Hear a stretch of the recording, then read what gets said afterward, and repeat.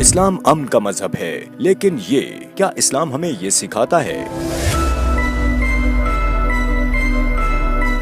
کیا وہ ذات پاک صلی اللہ علیہ وآلہ وسلم ہمیں یہ درس دیتی ہے؟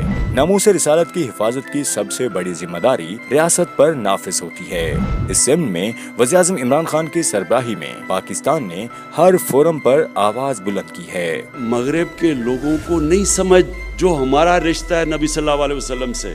We should have explained to them what a prophet, peace be upon him, means to us.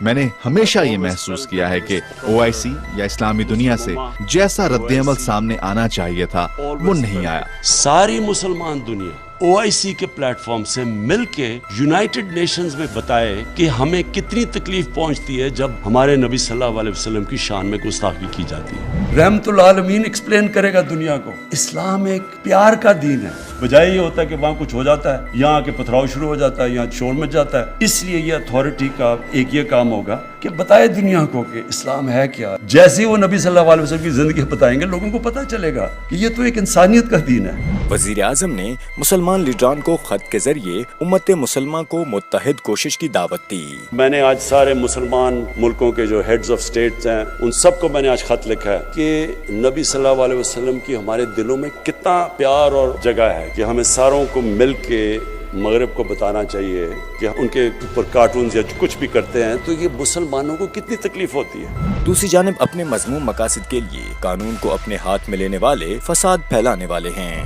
بطور سربراہ مملکت وزیر اعظم ہر ممکن معقول طریقے سے ہر فورم پر ناموس رسالت کے لیے صف اول میں نبرد آزما ہیں۔ محمد صلی اللہ علیہ وسلم insulted the Holy Quran burnt and we stress that willful provocations and incitement to hate and violence must be universally outlawed۔